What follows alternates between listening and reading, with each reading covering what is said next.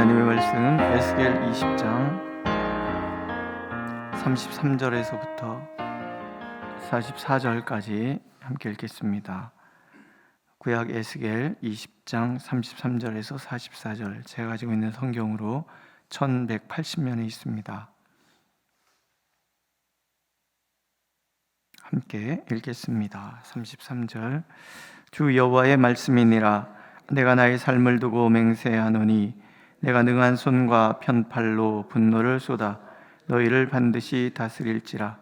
능한 손과 편팔로 분노를 쏟아 너희를 여러 나라에서 나오게 하며 너희의 흩어진 여러 지방에서 모아내고 너희를 인도하여 여러 나라 광야에 이르러 거기에서 너희를 대면하여 심판하되 내가 애굽 땅 광야에서 너희 조상들을 심판한 것 같이 너희를 심판하리라. 주 여호와의 말씀이니라. 내가 너희를 막대 아래로 지나가게 하며 언약의 줄로 매려니와 너희 가운데에서 반역하는 자와 내게 범죄하는 자를 모두 제하여 버릴지라. 그들을 그 머물러 살던 땅에서는 나오게 하여도 이스라엘 땅에는 들어가지 못하게 하리니 너희가 나는 여호와인 줄 알리라. 주 여호와께서 이같이 말씀하셨느니라. 이스라엘 족속아, 너희가 내 말을 듣지 아니하려거든 가서 각각 그 우상을 섬기라. 그렇게 하려거든 이후에 다시는 너희 예물과 너희 우상들로 내 거룩한 이름을 더럽히지 말지니라. 주 여호와의 말씀이니라. 이스라엘 온 족속이 그 땅에 있어서 내 거룩한 산 곧 이스라엘의 높은 산에서 다 나를 섬기리니 거기에서 내가 그들을 기쁘게 받을지라. 거기에서 너희 예물과 너희가 드리는 첫 열매와 너희 모든 성물을 요구하리라. 내가 너희를 인도하여 여러 나라 가운데에서 나오게 하고 너희가 흩어진 여러 민족 가운데에서 모아낼 때에 내가 너희를 향기로 받고 내가 또 너희로 말미암아 내 거룩함을 여러 나라의 목전에서 나타낼 것이며 내가 내 손을 들어 너희 조상들에게 주기로 맹세한 땅 곧 이스라엘 땅으로 너희를 인도하여 드릴 때에 너희는 내가 여호와인 줄 알고 거기에서 너희의 길과 스스로 더럽힌 모든 행위를 기억하고 이미 행한 모든 악으로 말미암아 스스로 미워하리라. 이스라엘 족속아, 내가 너희의 악한 길과 더러운 행위대로 하지 아니하고 내 이름을 위하여 행한 후에야 내가 여호와인 줄 너희가 알리라. 주 여호와의 말씀이니라.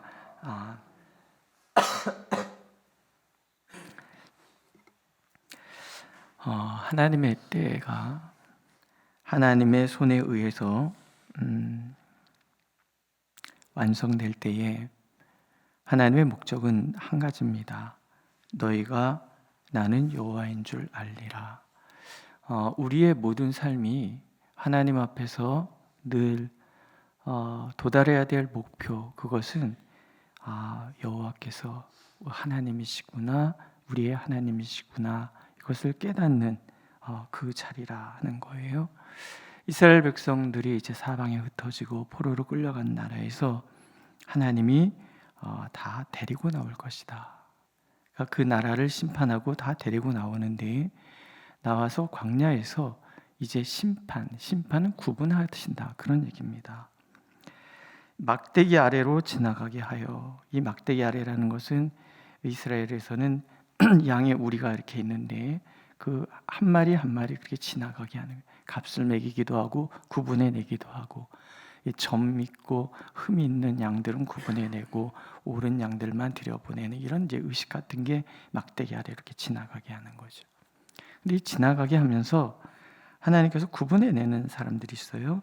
하나님께 범죄하는 자, 하나님께 반역하는 자, 그러니까 하나님을 거부하는 사람, 하나님을 그 마음에 두지 않은 사람, 비록 그들이 머물러 살던 땅, 포로로 끌려갔던 그 환란의 땅에서는 나오게 하여도 약속의 땅에는 들어가지 못하는, 이스라엘 백성들이 출애굽하여 가나안을 향해서 가는데 그 가나안에 가기 전에 그 광야에서 나온 세대 모두가 죽잖아요. 하나님의 약속의 땅을 누릴 수 있는 자와 구원은 받되 누릴 수 있는 자와 누리지 못하는 자가 구분이 되는 거예요. 어떤 사람이냐면 이 하나님께 반역하는 자, 하나님 앞에 범죄하는 자, 나와도 들어가지 못하는, 예수를 믿어서 구원을 받아도 하나님이 주시는 그 약속의 분복을 누리지 못하는, 슬프죠? 예수를 믿으면 하나님께서 우리에게 보장하신 그 풍성한 복을 누려야 되잖아요. 누리지 못하는 사람들이 있는 거예요. 하나님의 약속을 누리지 못하는 사람, 그 마음에 하나님이 없는 사람, 구원은 받았지만 삶 전체가 하나님 안에서 하나님이 기뻐하는 삶으로 변화되지 않은 사람, 여전히 하나님에게 반역하고 여전히 우상을 숭배하는, 하나님 위에 중요한 것들이 많은 사람들, 그 사람들은 하나님이 주신 분복을 누릴 자격이 없는 거예요. 우리가 하나님 앞에서 정말 하나님의 모든 것을 누릴 수 있는 그 하나님의 풍성하심을 풍성하게 누릴 수 있는 자격, 그것은 내가 하나님 앞에서 거룩한 하나님의 백성으로 살아야 하는 거예요. 그렇지 않고 하나님을 거부하는 마음이 있으면서 하나님 섬기고자 하는 마음도 없으면서 나 왜 복을 받지 못하나? 하나님 모든 것을 누리지 못하나? 그럴 수는 없다는 거예요. 이스라엘 족속아, 너희가 내 말을 듣지 아니하려거든 가서 각각 그 우상을 섬기라. 이건 우상을 섬기라, 우상이나 섬기라, 그런 얘기예요. 그렇게 하려거든 이후에 다시는 너희 예물과 너희의 우상들로 내 거룩한 이름을 더럽히지 말라. 마음에 하나님을 섬기고자 하는 마음이 없으면, 하나님의 말씀대로 하나님의 음성을 따라서 살아가고자 하는 마음이 없으면 예배 자리에 오지 말아요. 하나님께서 예물을 바라시는 것도 아니고, 시편 얘기하시잖아요. 온 천지에 흩어진 모든 것이 다 내 것이다. 내 것 가지고 와서 예물 드리는 것은, 그것은 예물을 하나님께서 받기 위함이 아니라 그 희생 제물을 통해서 내가 하나님 앞에 나오게 하시기 위한 하나님의 방편이지. 하나님 앞에, 하나님이 돈이 부족해서 돈 달라, 짐승이 부족해서 짐승을 달라, 피가 부족해 나는 피로 목을 죽게 돼, 내가 목마르다 그래서 피 좀 갖고 와라, 하나님 그러신 분 아니라. 다만 그런 제물이라는 것 자체가 하나님과 나와의 관계의 회복이고 하나님과의 만남의 사건이고, 예배가 뭐예요? 우리가 새벽마다 하나님 앞에 말씀 듣고 기도하고 예배 행위잖아요. 왜?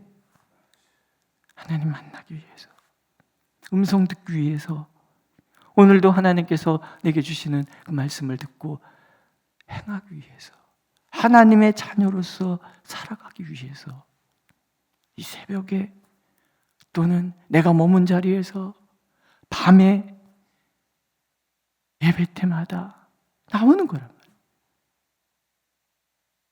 우리가 하나님 앞에서 그런 마음으로 하나님 앞에 서게 되면 이어지는 말씀을 보세요.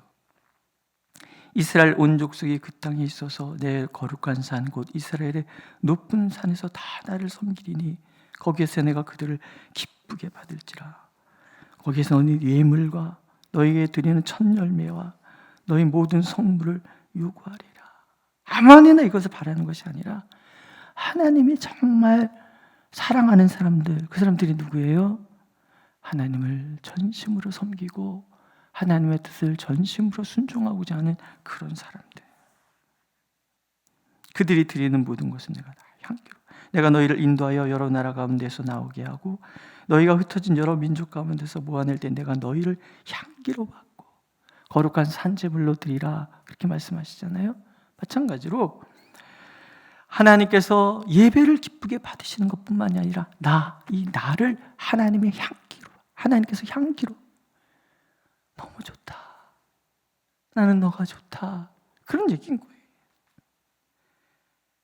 내가 또 너희로 말미암아 내 거룩함을 여러 나라의 목전에서 나타낼 것이다. 하나님이 나를 인정하시면요, 내 삶 자체가 세상 모든 나라 사람들에게 보배로운 존재가 되는 거예요. 하나님이 기쁘게 받으시는 하나님의 사람, 누가 건드려요? 로마서 8장 다시 말씀을 드리면 누가 하나님의 사랑에서 우리를 끊으리요? 그게 하나님의 백성들, 전심으로 하나님을 사랑하는 사람들에게 하나님 주신 분복인 거예요. 내가 내 손을 들어 너희 조상들에게 주기로 맹세한 땅 곧 이스라엘 땅으로 너희를 인도하여 드릴 때 너희는 내가 여호와인 줄 알리라. 아, 하나님이 나의 하나님이시구나. 내가 이런 은혜의 모든 분복을 다 누리게 될 때 우리는 깨닫는 거야. 아, 하나님이 나의 하나님이시구나. 그리고 나서 주시는 마지막 선물이 뭐냐면 부끄러움을 아는 사람이 되는 거예요. 거기에서 너희의 길과 스스로 더럽힌 모든 행위를 기억하고 이미 행한 모든 악으로 말미암아 스스로 미워하리라. 내가 하나님 앞에서 잘못한 것들을 부끄럽게 여기고, 하나님 앞에서 누가 누구를 정죄합니까?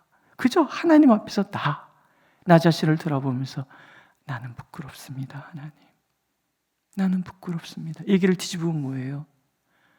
나는 하나님의 은혜를 많이 받은 사람입니다. 바울 사도가 고백하죠. 나는 죄인 중에 괴수로다. 그 얘기를 뒤집으면 뭐예요? 나는 세상 그 누구보다 하나님의 은혜를 크게 받은 사람이다. 그런 얘기예요. 예수 믿는 자를 핍박하고 예수님을 대적했던 그 바울, 그래서 늘 하나님 앞에서 죄스러운 마음이 있는 거예요. 그래서 누구 앞에서도 자기를 드러내지 못해요. 나는 죄인 중에 괴수로다. 나 같은 죄는 또 없다. 나보다 더 악한 죄는 없다. 그런 나를 하나님께서 이방인의 사도로 삼으셨다는 그 감격, 늘 자신을 부끄러워하고 그러면서 하나님 앞에 서 있는 내가 감사하고 그 하나님의 은혜가 너무나 크고, 부끄러움을 모르는 사람은 아직 하나님의 은혜를 모르는 사람인 거예요.